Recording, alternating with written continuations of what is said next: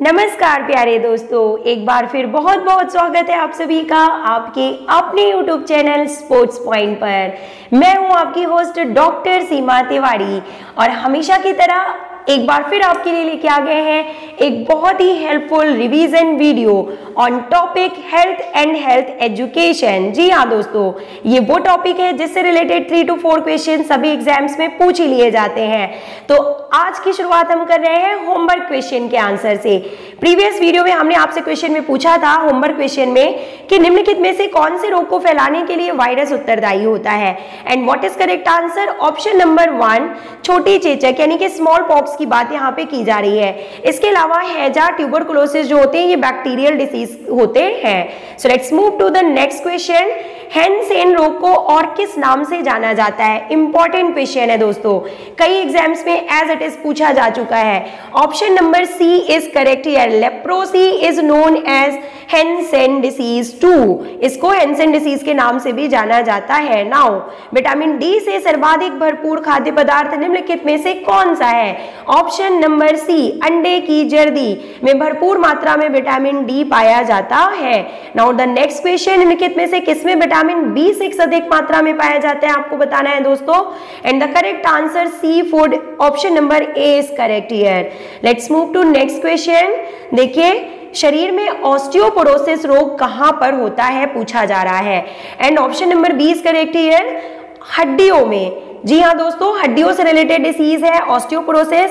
और एक और क्वेश्चन आपको बता दें कि हड्डियों के अध्ययन को किस रूप में जाना जाता है, तो इसे ऑस्टियोलॉजी के रूप में जाना जाता है। ये भी most important in common question है जो कि पूछा जा चुका है। विटामिन और खनिज पदार्थों का कार्य होता है और क्या होता है? देखिए, सुरक्षात्मक और विनियमित करना यानी कि protection from diseases. Vitamin and minerals वो न्यूट्रिशन होते हैं, न्यूट्रिएंट्स होते हैं जो कि प्रोटेक्टिव फूड में आते हैं और ये हमें डिसीज से बचाने का काम करते हैं या प्रोटेक्शन का काम करते हैं।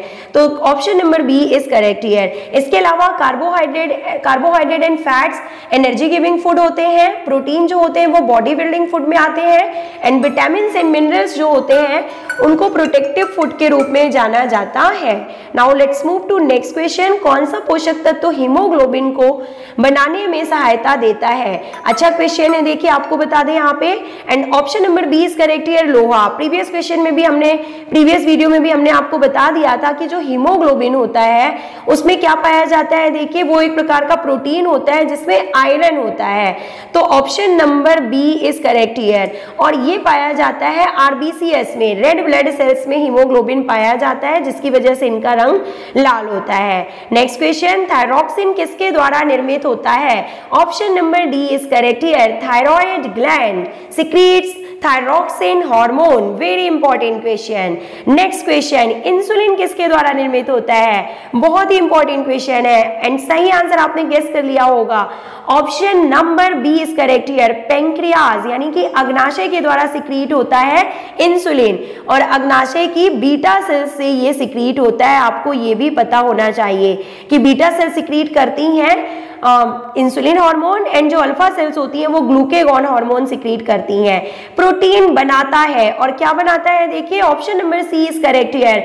मांसपेशी ऊतक यानी कि मसल सेल्स में आप सभी को पता है कि actin and myosin protein present होती है। तो सही आंसर आपको पता चल गया होगा, option number C is correct here. Malaria रोग को फैलाने के लिए कौन उत्तरदायी होता है? And option number A is correct here.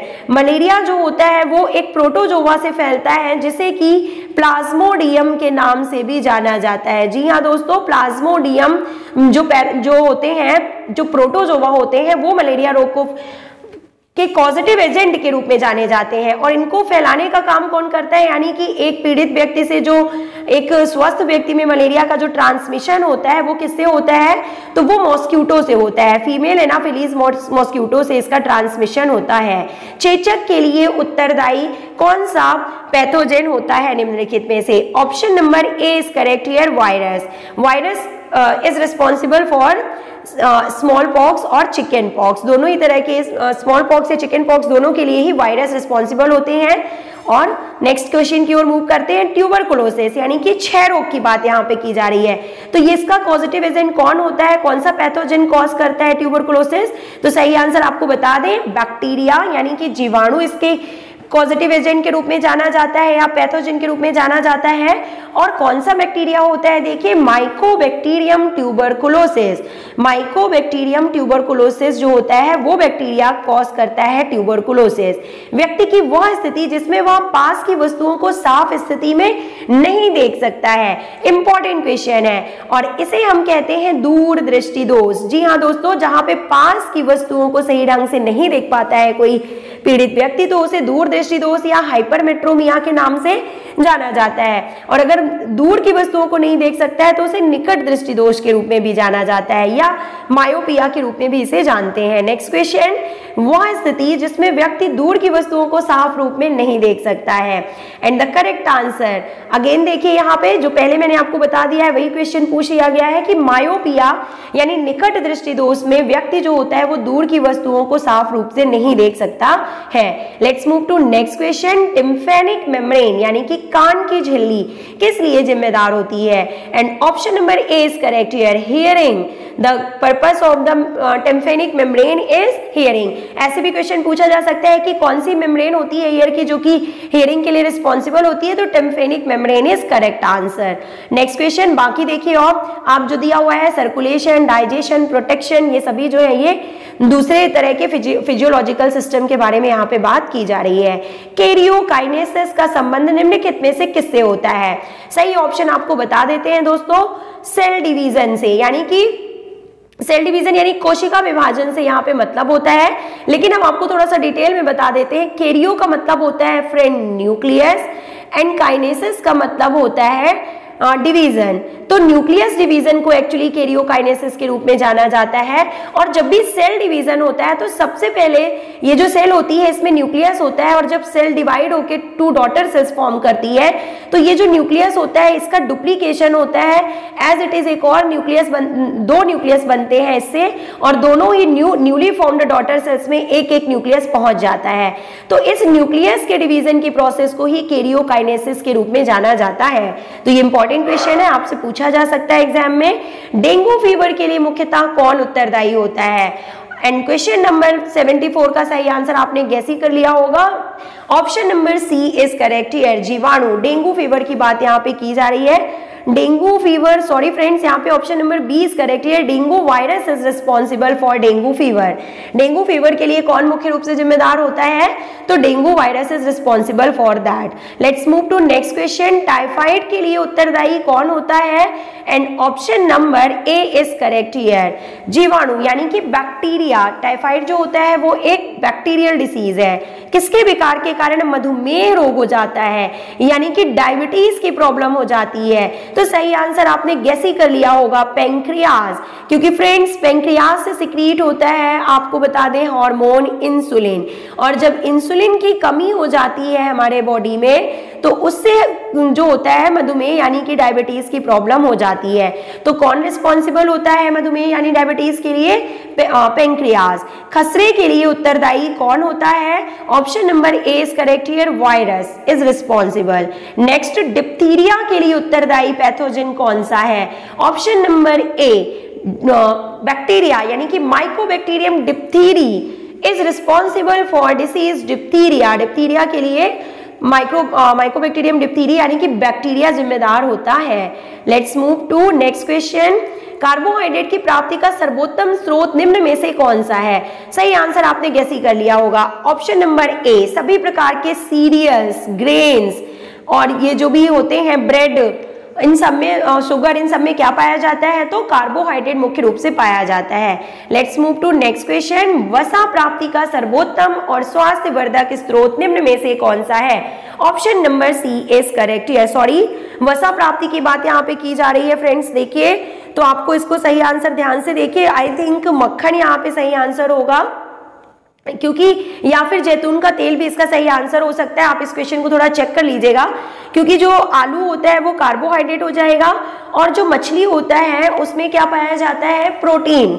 Meet and fish, इन सब में प्रोटीन से युक्त न्यूट्रिएंट्स पाए जाते हैं। तो या तो बटर होगा इसका आंसर, या जैतून का तेल भी इसका सही आंसर हो सकता है, क्योंकि तेल, ऑयल, घी, इन सब में जो है वसा यानी कि लिपिड या फैट मुख्य रूप से पाया जाता है। So let's move to next question. Protein की प्राप्ति का सर्वोत्तम स्रोत निम्न में से कौन सा है? And option number C is correct here, सफेद मांस इज करेक्ट आंसर। लगभग कितने पानी की मात्रा हर रोज मूत्र के रूप में शरीर से बाहर निकल जाती है? इंपॉर्टेंट क्वेश्चन है। Option number C 1500 to 2000 ml, यानी 1.5 टू 2 लीटर, 1.5 टू 2 लीटर, 1.5 से 2 लीटर पानी जो होता है वो यूरिन के रूप में बाहर निकल जाता है। नेक्स्ट, स्टार्च की प्राप्ति का सर्वोत्तम स्रोत निम्न में से कौन सा है?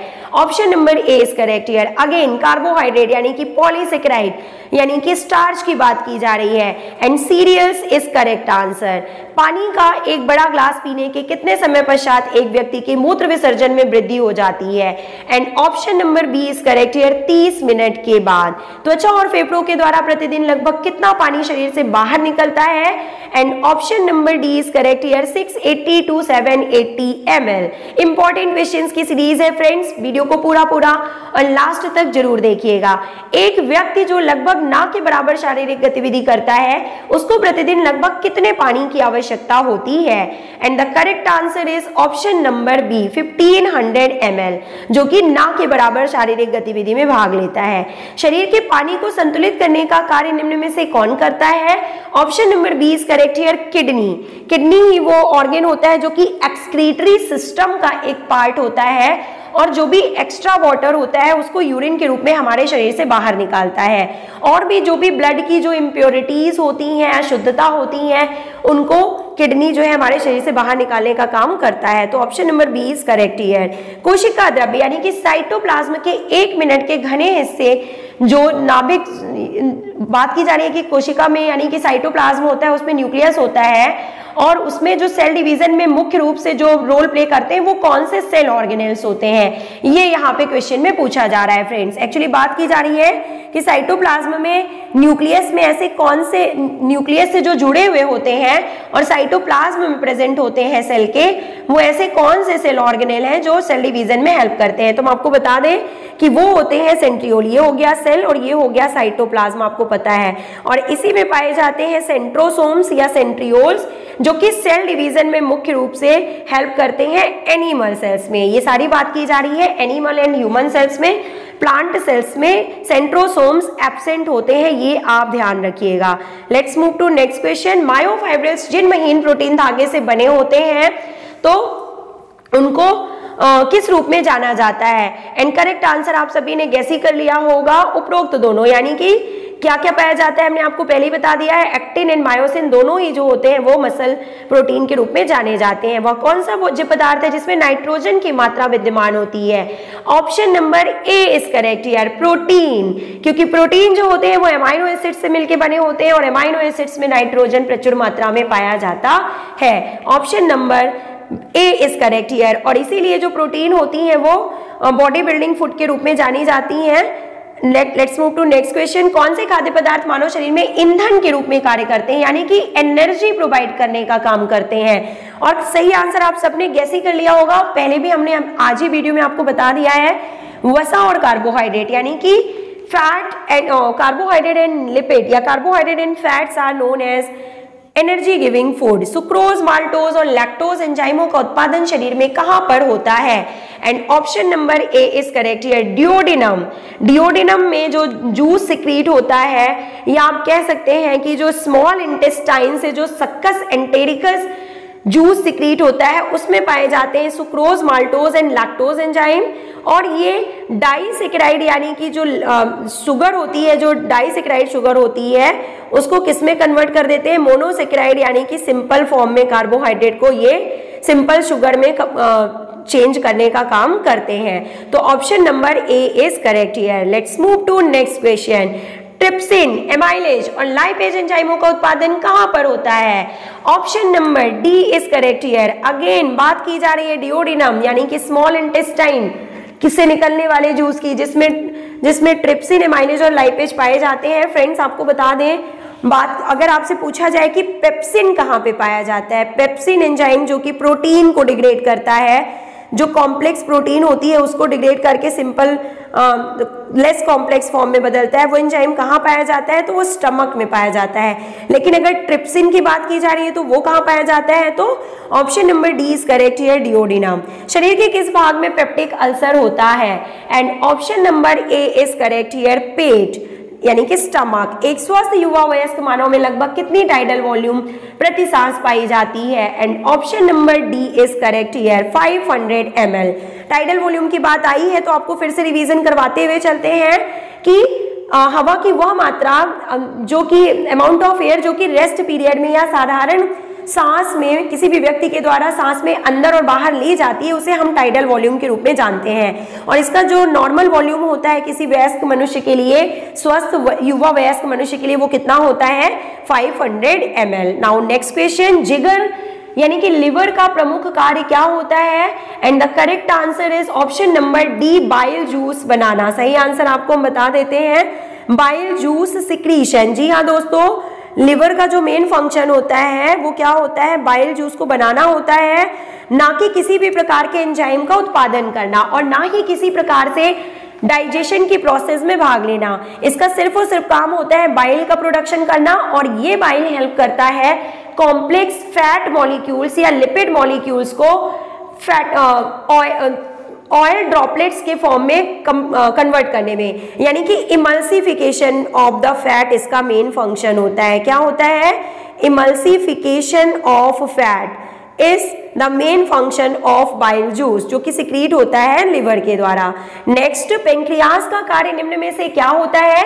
तो बहुत ही इंपॉर्टेंट क्वेश्चन है। देखिए कि पेंक्रियाज जो होती है क्या वो एक एंडोक्राइन ग्लैंड है या फिर वो एक एक्सोक्राइन ग्लैंड है? आपको बताना है। And the correct answer is option number C, pancreas दोनों की तरह ही काम करता है, यानी कि एंडो और एक्सो दोनों ही ग्लैंड्स की तरह काम करता है। एज एन एक्सोक्राइन ग्लैंड की तरह ये सिक्रीट करता है इंसुलिन हार्मोन का। इंपॉर्टेंट क्वेश्चन है, देखिए एंडोक्राइन ग्लैंड की तरह जब ये काम करता है तो इंसुलिन हार्मोन का सिक्रीशन करता है, और जब एक्सोक्राइन की तरह काम करता है तो ये पैंक्रियाटिक जूस का सिक्रीशन करता है। तो दोनों ही ग्लैंड्स की तरह काम करता है pancreas. Option number C is correct here. Epithelial tissue का प्राथमिक कार्य निम्न में से क्या होता है? And option number A is correct here, एक सुरक्षा कवर के रूप में यह पाया जाता है। हमारे सभी बॉडी पार्ट्स में, पूरे स्किन में जो सबसे ऊपर टिश्यूज पाए जाते हैं, प्रोटेक्टिव टिश्यूज, उन्हें एपिथेलियल टिश्यूज के रूप में जाना जाता है। ये एनिमल टिश्यूज के एक प्रकार होते हैं। शरीर में विटामिन के की कमी से होने वाला मुख्य रोग कौन सा है? And option number D is correct here, नवजात में रक्त बहना और चोट लगना। यानी कि किसी में भी ये प्रॉब्लम आ सकती है कि जब इंजरी होती है तो चोट लग जाती है तो रक्त बहता है, और वो विटामिन के और प्लेटलेट्स के कारण ही ब्लड जो होता है वो बहना बंद हो जाता है। अगर ब्लड में विटामिन के की कमी हो जाती है तो ये जो है रक्त का बहना और चोट लगना जो है ये प्रॉब्लम देर तक बनी रहेगी, रक्त के बहने की प्रॉब्लम, और इससे डेथ भी हो सकती है। नेक्स्ट क्वेश्चन, शरीर का कौन सा अंग नाइट्रोजियस पदार्थों को नष्ट करता है जो वेस्ट हो जाते हैं? उदाहरणतः रक्त से यूरिया को कौन अलग करता है? तो फ्रेंड्स, इस क्वेश्चन का आंसर हमने आपको इसी वीडियो में बीच में बता दिया है। ये आज का आपका होमवर्क क्वेश्चन है। इसका आंसर आप हमें कमेंट बॉक्स में लिख के जरूर बताइएगा। वीडियो अच्छा लगा हो तो लाइक कीजिएगा, अपने फ्रेंड्स को शेयर कर दिया कीजिए ताकि उनको भी ये इंपॉर्टेंट क्वेश्चन की सीरीज मिल सके। So let's meet you very soon in the next video. Till then, take care. Goodbye. Have a nice day.